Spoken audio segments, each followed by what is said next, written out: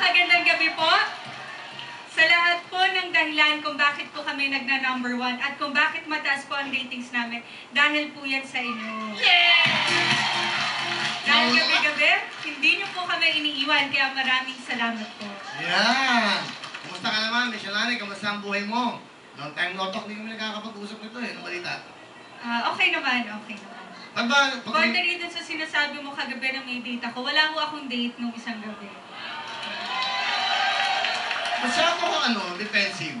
Di ba yes, sinasabi ko lang. Kasi dapat parating totoo lang yung sinasabi mo. Oo. Gusto mo malaman ang totoo? Sige, anong totoo? Hawakan mo yung puso ko. Nararamdaman mo. Okay. Titibok-tibok. Alright. Ikaw ba? Ano ba?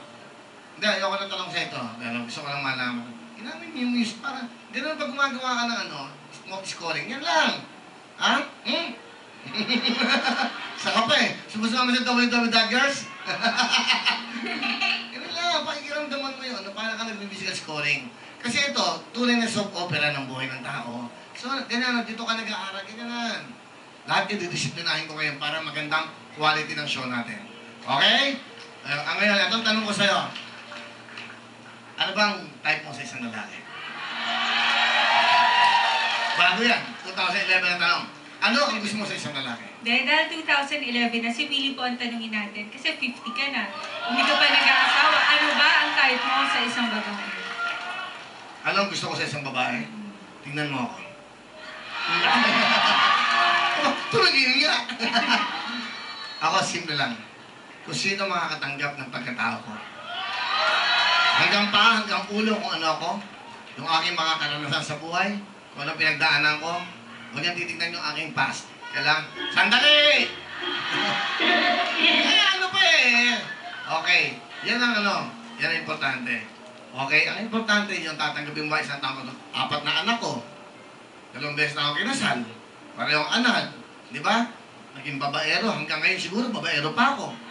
Di ba? Wala na bang sisinungan. Matatanggap mo ba na ako'y maraming minamahal?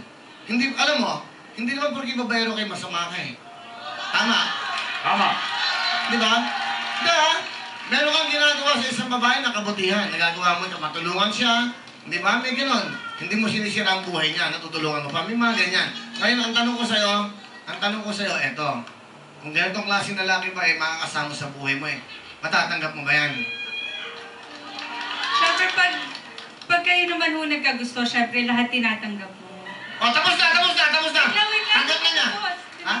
Pero siyempre may tanong. Siyempre gusto mo naman yung from now onwards, siyempre ang tanong, kaya mo na ba mag-commit sa isa lang?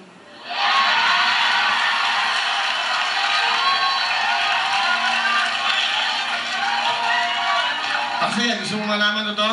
Maaari ang puso ko kaya mag-commit sa isa. Ang katawan ko hindi. Tuloy na po kayo! Ito! Mag-1, 2, 3, kasama natin si Mang Tomas!